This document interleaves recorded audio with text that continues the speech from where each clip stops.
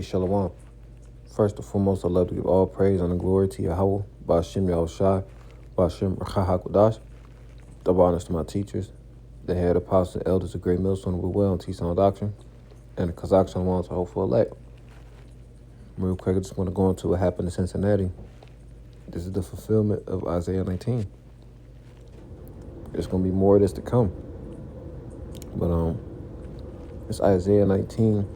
And 2 it says, and I will set the Egyptians against the Egyptians. And we know this is talking about the modern day Egyptians, because pursuant to Revelation, the 11th chapter, America is spiritually Sodom and spiritually Egypt. Sodom for the Bati boy activity, and spiritually Egypt for the bondage or captivity of you so-called Negroes, Latinos, and Native Americans. And they shall fight everyone against his brother, and everyone against his neighbor, city against city, and kingdom against kingdom. So American citizens are going to be fighting against other American citizens. Pro-Trump is going to be fighting the Democrats. Neo-Nazis are going to be fighting against black activists or just African Americans who's sick of Esau's shit. There's no such thing as a black person, no such thing as a white person. Those are both bywords. But nonetheless, it's going to be the NRA versus, people who are against guns. Conservatives versus liberals. However you want to slice it, the Lord is sending a spirit of division. And we know that these things are true. But when they manifest like this again, we filter these things through the spirit and we make them plain upon tables. So a group of neo-Nazis tried to have a march in Cincinnati, and the foundational black American community pulled up in droves and ran them off the block. The white supremacists had their flags taken and burnt, and the community showed their vehicles and smashed them up. Fair use, fair use, fair use.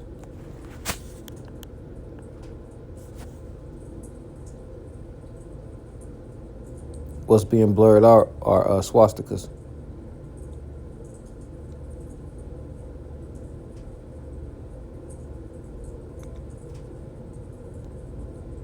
I also have a clip that I watched on YouTube. Lord willing, I'll post in the description, but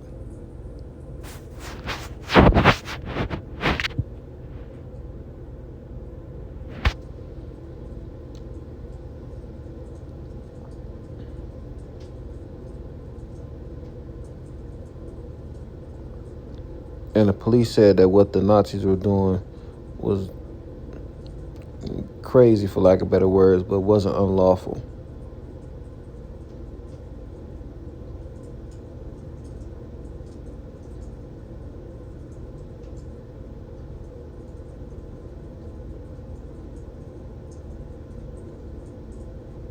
Call line like Abashim outside. This is further proof that Esau Edom has a perpetual hatred towards you niggas. Lord willing, we'll get that next. Burn that bitch burn. Let that bitch burn. What I'm talking about? I'm out. Still the license off in 10 shit. Purple, man. Get the fuck out of here. Get the fuck out of here. Fuck y'all flag. Hitler been dead. Y'all. We'll kill all of them.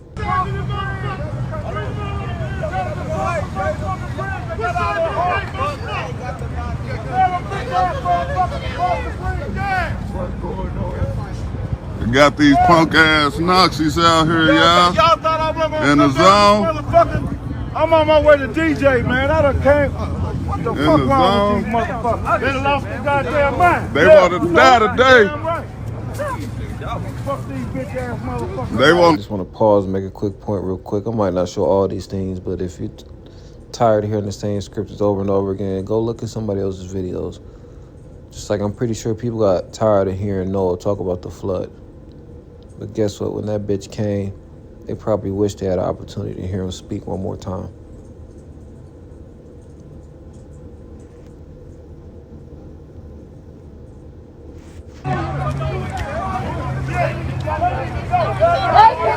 Princess Travis. The cars. They said California. That's the tags on it. This. So you got the wrong hood for this one. How you doing? So everybody coming out. They ain't letting them get to the car. How you doing? This is crazy. This is crazy. They can't. 2025 just started. already wild, and it's going to get worse. Thus saith the Lord. Ezekiel 35:5, it says, because thou hast had a perpetual hatred, and perpetual means continual, and hast shed the blood of the children of Israel by the force of the sword in the time of their calamity, in the time that their iniquity had an end. Therefore, as I live, saith the Lord power, I will prepare thee unto blood. So because you was a thorn in Israel's side, you know,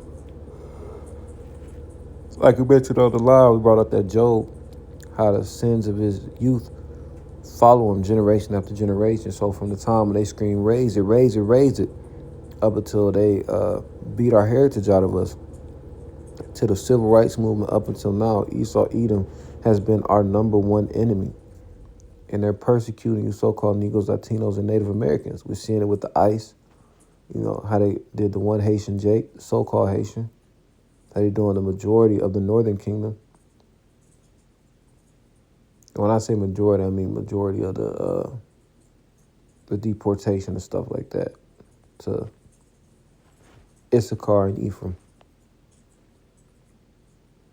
And, you know, Esau Edom is the nation that furthered our affliction the most. Hands down the worst captivity under this devil. Verse 6, therefore, as I live, saith the Lord God, I will prepare thee unto blood, and blood shall pursue thee. Since thou hast not hated blood, even blood shall pursue thee. So Esau, Edom, you're going to pay for the things that you've done to us. You know, the sword was your blessing, the carnal blessing that you received. But guess what? There's going to be a lot of bloodshed. You know, you're going to have to suffer the things associated with Jacob's trouble. You're going to have to suffer the spirits created for vengeance.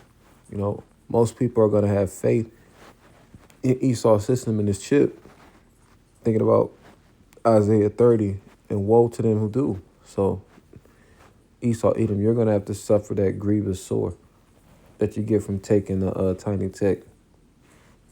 You know? All the things that Jake had to deal with, you're going to have to deal with.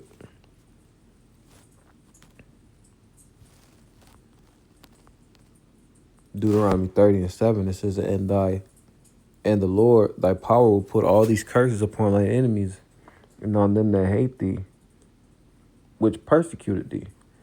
And who persecuted us the most? Esau. You can ask your everyday citizen, just like how they go around the mic and ask questions. What is YES spell? What is EYES spell? You can ask anybody. Take a poll. Who has done the most damage to the planet Earth and to any particular group of people? Esau Edom, the so-called white man. And you're becoming a proverb and a byword before our very eyes, because what used to be, good old American heritage and just being proud is turned into racism. You know, the neo-Nazi stuff, something would have been overlooked and people silently talking shit behind closed doors. Now people are taking action. You're losing that veil of protection. Slowly but surely, that Micah 5 is being fulfilled. And the Lord is taking away your soothsayers and your prognosticators. You know, your skirt's been lifted up and you've been exposed as the devil. You know, this recent election with Trump being in office, the people who were racist pretending to be buddy-buddy the whole time, you're being exposed for the devils that you truly are and how much you hate Jake. But guess what? That hatred that you have towards us doesn't hold as much weight anymore.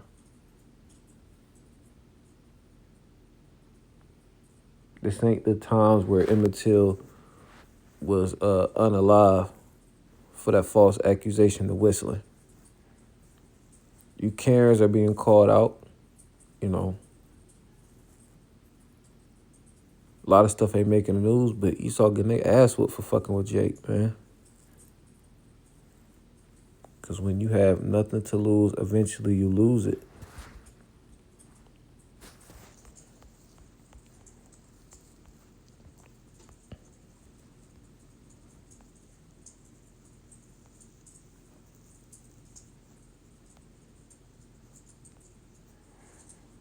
2 Ezra 15:15. For the sword and their destruction draweth nigh. That means a lot of death is coming. The modern day sword is the gun. And for something to draw nigh, it means to come close. And one people shall stand up and fight against another in swords in their hands. So we got the Alabama brawl with the chair. We got this and much more to come. We're letting you know that Yahweh Ba'Shem Yahushua is in control and his prophecies will be fulfilled. So if we said race wars, famines, pestilence, all these things are happening, guess what? They're going to happen when Yahweh Ba'Shem Yahushua deems ready. And when those things do happen, you'll know that the prophets told you before they did. So, Lord willing, this is edifying. And until next time, shalom.